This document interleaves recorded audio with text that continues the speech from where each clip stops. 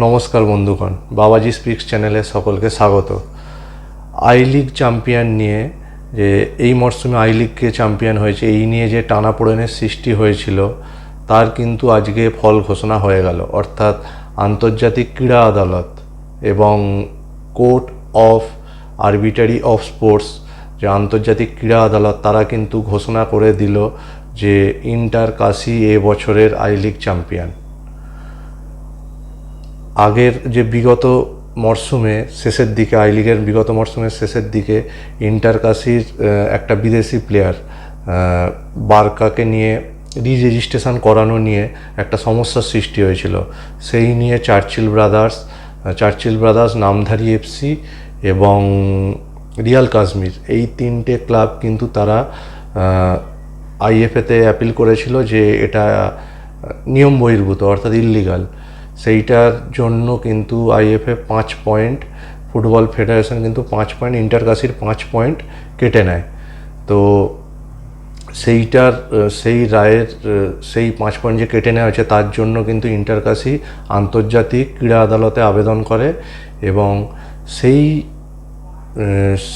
সেইটার রায় আজকে কিন্তু হয়েছে এবং সেখানে কিন্তু তাদের ক্লিন সিট দেওয়া হয়েছে। সেই মামলাতে ক্লিন সিট পেয়ে তাদের কিন্তু 5 পয়েন্ট ফিরিয়ে দেওয়া হয়েছে এবং সেই জন্য তারা কিন্তু চার্চিল ব্রাদার্সকে টপকে তারা কিন্তু আই লিগ চ্যাম্পিয়ন হয়েছে। তো ইন্টার কাশির পয়েন্ট ছিল 37 এবং চার্চিলের পয়েন্ট ছিল 40।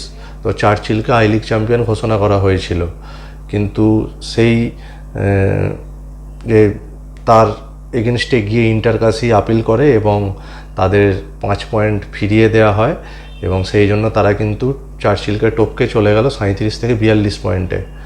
তাই নতুন চ্যাম্পিয়ন কিন্তু আই লিগের এই বছর ইন্টার কাশি। আর ইন্টার কাশি কিন্তু যেহেতু আই লিগ চ্যাম্পিয়ন হলো, তারা তো কিন্তু পরবর্তী কিন্তু আইএসএল খেলার সুযোগ, কিন্তু আইএসএলের খেলার ছাড়পত্র তারা কিন্তু পেয়ে গেল। তো হাবাসের কোচিংয়ে আবার আমরা ইন্টার কাশিকে আইএসএলে কিন্তু নেক্সট আইএসএল মানে এই যে আসছে আগামী আইএসএলে কিন্তু আমরা দেখতে পাবো। এটা কিন্তু দারুণ খবর যে হাবাসকে আমরা আবার কোচিংয়ে দেখতে পাবো, হাবাসের কোচিংয়ে আমরা ইন্টার কাশিকে আইএসএলে দেখতে পাবো। তো এটা খুব ভালো খবর। যাই হোক বন্ধুগণ, আপনারাও জানাবেন যে মানে ইন্টার কাশি যোগ্য হিসেবে চ্যাম্পিয়ন হলো কিনা, এটা অবশ্যই কমেন্ট বক্সে জানাবেন। আর চ্যানেলটা অবশ্যই, ভিডিওটা ভালো লাগলে চ্যানেলটা সাবস্ক্রাইব করে দেবেন এবং ভিডিওটা লাইক করে দেবেন। আমি আরও নতুন নতুন ভিডিও আপনাদের সামনে নিয়ে আসব। ধন্যবাদ, সবাই ভালো থাকবেন।